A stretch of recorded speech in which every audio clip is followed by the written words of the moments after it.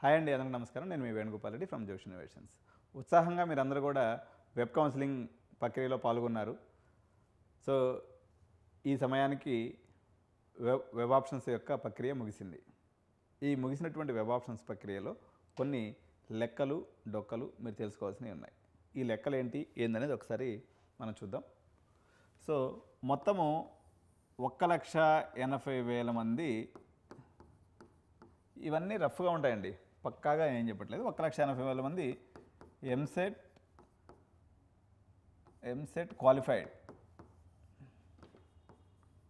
Qualified people ఉన్నారు.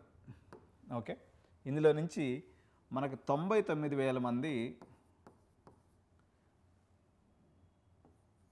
Slot booking చేసుకున్నారు. Slot booking అంటే మీకు వెబ్ ఆప్షన్స్ పెట్టుకునేదానికి స్లాట్ బుకింగ్ చేసుకొని సర్టిఫికేట్ వెరిఫికేషన్కి అటెండ్ అయినటువంటి వాళ్ళు 99,000 మంది. సో ఈ 99,000 మంది ఎన్ని సీట్లు కాంపిటీషన్ ఇస్తున్నారు? 73,000 సీట్లకి. సో నేను ఒక చిన్న లెక్క చెప్తాను ఇప్పుడు. పేరెంట్స్ అందరికీ ఇది చాలా ఉత్సాహంగా ఉంటుంది. ఈ లెక్కను మీరు కూడా రాసుకోండి, మీకు కొంచెం మనశ్శాంతి ఉంటుంది. 99,000 మంది 73,000 సీట్ల కోసం మీరు పోటీ పడుతున్నారు. ఈ 99,000 మందిలో రమారమిగా ఒక 20,000 మంది ఏపీ వాళ్ళు ఉంటారు.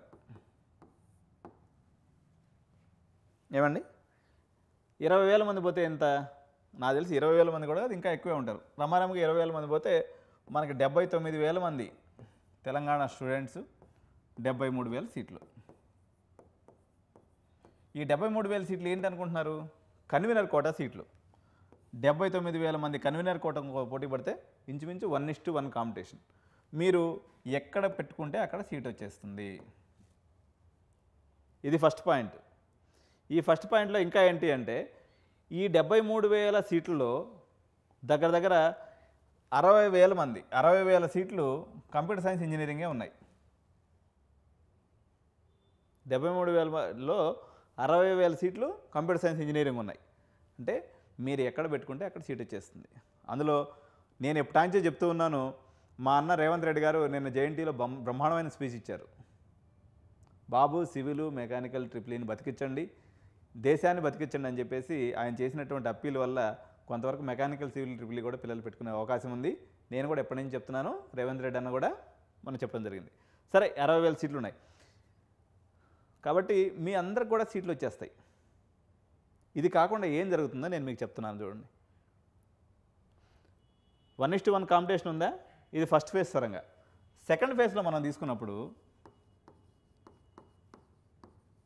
మనం ఒక వీడియో కూడా చేసుకున్నాం.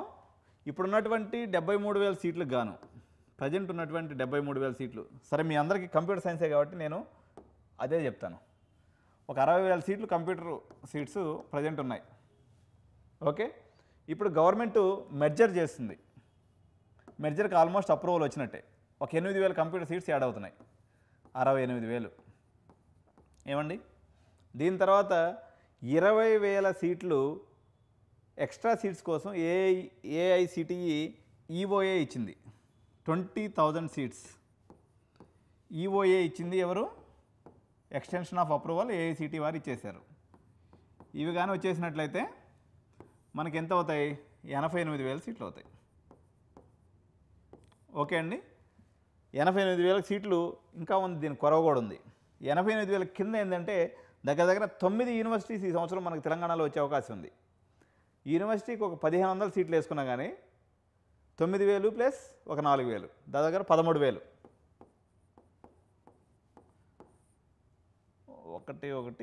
1,01,000 కేవలం కంప్యూటర్ సీట్స్ ఉండే అవకాశం ఉంది. 1,01,000. మీరు అభ్యర్థులు ఎంతమంది ఉన్నారు ఇక్కడ? టోటల్ 75,000 మంది ఏమో ఉన్నారు. 75,000 మంది విద్యార్థులు, 1,01,000 సీట్లు. ఇక్కడతో ఆగిందా? ఇంకా కూడా ఉంది దీని కథ. ఇప్పుడు వరకు మనం మెకానికల్ సివిల్ ట్రిపుల్ నెగ్లెక్ట్ చేసుకుంటూ ఈసీఈ కూడా చాలా దగ్గర నెగ్లెక్ట్ చేసుకుంటూ వచ్చాం. ఈసారి ఈసీఈ భూమ్ ఒక్కసారిగా దాని డిమాండ్ పెరిగింది. ఎందుకు డిమాండ్ పెరిగిందంటే సీట్లు డిమాండ్ ఎక్కువై కాదు, సీట్లు తగ్గించేశారు. కాబట్టి ఈసీఈ సీట్లు ఈసారి అన్ని దిక్కులా నిండిపోతాయి. దానితో పాటుగా రేవంత్ రెడ్డి అన్న అనుకోండి, లేకపోతే మేము అనుకోండి, అందరూ మెకానికల్కి సంబంధించి అందరూ ఒక దగ్గర మోసపత్తులో పోవద్దని చెప్పిన తర్వాత సెంట్రల్ గవర్నమెంట్ 18,000 రూపాయలు స్కీమ్ ఇస్తామని మెకానికల్ సివిల్ ట్రిపుల్ వాళ్ళకి చెప్పిన తర్వాత రాష్ట్ర ప్రభుత్వం కూడా ఏదో ఒక స్కీము ఆ బ్రాంచ్ని లేపేదానికి పెడుతుంది కాబట్టి ఇంకో 10,000 మంది అటు వెళ్ళిపోతారు. అంటే ఇక్కడ 75,000కు బదులు 63,000 మంది పిల్లలు అవుతారు. 63,000 చిల్డ్రన్ అండ్ 1 lakh సీట్స్. ఇది యాస్పిరెంట్స్ వర్సెస్ సీట్స్. చూస్తున్నారు కదా, ఇది లెక్క. కాబట్టి మీరు కంగారు పడి ఈ ఫస్ట్ కౌన్సిలింగ్ సీట్లు రాగానే పొలోమని మళ్ళీ కాలేజీ వాళ్ళ దగ్గర, అది కాలేజీ వాళ్ళు చాలా లాజికల్గా అమ్ముతారు సీట్లు. మనకి ఈ సీట్లు రాలేదనే నెపంతో రేట్లు పెంచేసి అమ్ముకుంటారు, మెర్జర్ కాలేదు అనేటువంటి నెపంతో మళ్ళీ సీట్లు పెంచి అమ్ముకుంటారు, ఇంకా యూనివర్సిటీస్ జీవో రాలేదు కదా అని అమ్ముకుంటారు. కానీ ఫైనల్గా అన్ని సీట్లు వస్తాయి, అన్ని యూనివర్సిటీస్ వస్తాయి, అంతా ప్రశాంతంగా ఈ సంవత్సరం అడ్మిషన్స్ ప్రక్రియ ముగిసిపోతుంది. ఏమీ పెద్ద డిమాండ్ అయితే ఏముండదు. అట్లా డిమాండెడ్గా ఒక 5-6 కాలేజీలు మిగిలిపోయేటువంటి అవకాశం ఉంది. ఈ 5 కాలేజీలు మాత్రం జర ఎదురు చూడకుండా మీరు అడ్మిషన్స్ ముగించుకోవడం మంచిది. మనకు బాగా రిస్క్ ఉండి అడ్మిషన్స్ ఇబ్బంది జరిగేటువంటి అవకాశం ఉన్నటువంటి కొన్ని ప్రత్యేకమైన కాలేజెస్ నేను చెప్తాను. ఇందులో నెంబర్ 1 పొజిషన్లో ఎప్పుడు ఇది కాలేజ్ నెంబర్ 1 అయి కాదు, ఒక ప్రత్యేక పరిస్థితుల వల్ల ఐఆర్ఈ కాలేజ్ అనేది మీకు ఇప్పుడు సీట్స్ దొరికే అవకాశం లేదు. కాబట్టి ఈ కాలేజ్ సీట్ గురించి ఫోన్ చేయొద్దు.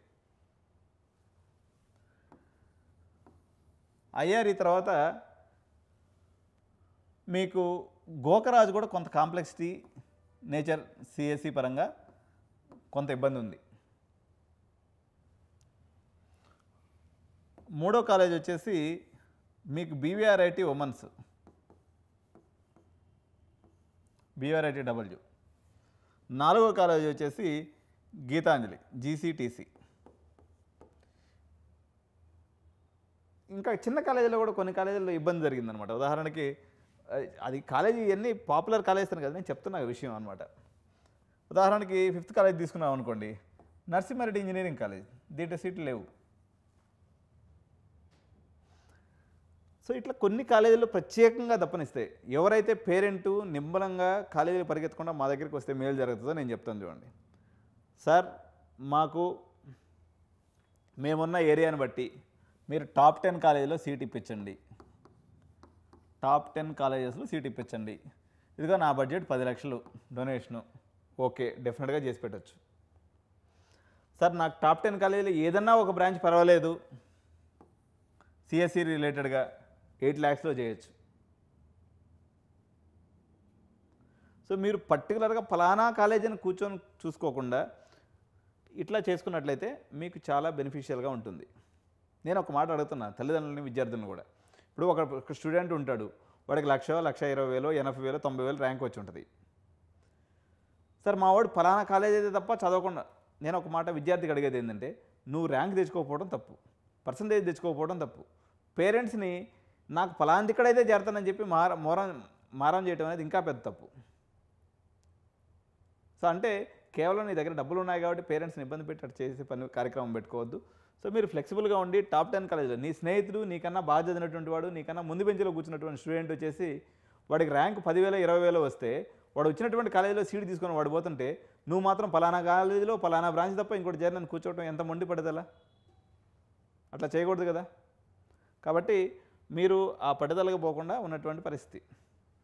ఇప్పుడు ఇందాక నేను చెప్పినటువంటి కాలేజెస్ కూడా ఏంటంటే, ఇక్కడ కొంత మల్లారెడ్డి కాలేజెస్ కొంతమేరకు డౌన్ అవటం అనుకోండి, లేకపోతే పొలిటికల్గా అన్సర్టనిటీ వాళ్ళకి మరి ఏముందో పిల్లలు పెద్దగా అడగట్లేదు ఈ సంవత్సరం, ఏది మల్లారెడ్డి గ్రూప్ ఆఫ్ ఇన్స్టిట్యూషన్స్ని. దానివల్ల గోకరాజుకి, బీవీఆర్ఐటీకి కొంత టైట్నెస్ ఏర్పడింది. లేకపోతే అంతా ఇప్పుడు ఉన్నటువంటి ఇంత పెద్ద మార్కెట్లో. రెండోది అన్ని కాలేజ్ ఇప్పుడు ఎవరు మమ్మల్ని అప్రోచ్ అవ్వచ్చు అంటే నేను చెప్తున్నాను చూడండి. సరే ఇయర్లీ 1 lakh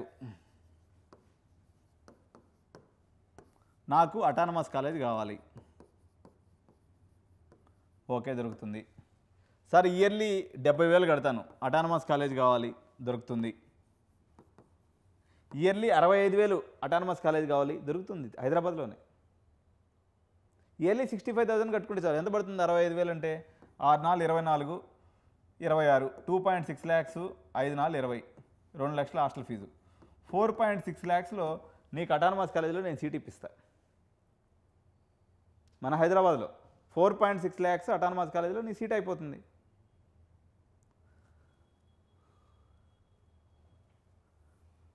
సార్ ఇప్పుడు మల్లారెడ్డి యూనివర్సిటీ ఉంది, పల్లారాజరెడ్డి ఉంది, అది అనురాగ్ యూనివర్సిటీ.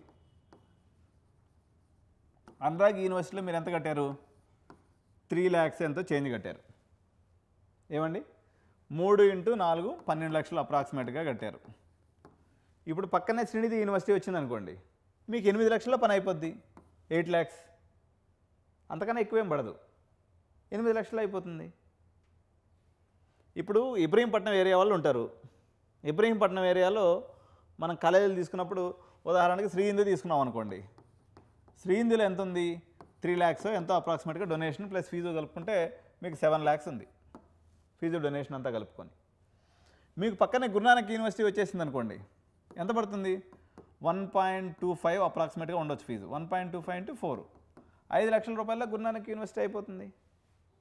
ఇప్పుడు గురునానక్ యూనివర్సిటీ పర్మిషన్ క్లియర్ అయిపోతే మల్లారెడ్డి యూనివర్సిటీలో 1.6 lakhs ఎందుకు కట్టాలి? ఇది అవివేకం కదా. అసలు 1.6 lakhs మల్లారెడ్డిలో కట్టుకునేటప్పుడు 2 లక్షల రూపాయలు కట్టి శ్రీనిధిలో చేరటం మేలు కదా. సో ఇదంతా మ్యాథమెటికల్ క్యాలిక్యులేషన్. డిస్ట్రిక్ట్ నుంచి ఉదాహరణకి ఎంఎన్ఆర్ యూనివర్సిటీ వచ్చే అవకాశం ఉంది, ఎంత ఉండొచ్చు ఫీజు? 1 lakh కన్నా ఎక్కువైతే ఉండదు. 90,000 80,000 1 lakh ఉంటుంది. సంవత్సరానికి 1,00,000 రూపాయలు, 4 సంవత్సరాలకు 4 లక్షలు కట్టుకుంటే మీ బీటెక్ అయిపోతుంది. అక్కడ 5-6 వేలలో హాస్టల్ దొరికిపోద్ది. అటువంటిప్పుడు ఒక చిన్న కాలేజీ ఎందుకు చేరాలా? So many options are coming. CM గారు కూడా చెప్పారు కదా మొన్న, స్కిల్ యూనివర్సిటీ వస్తుందని చెప్పి.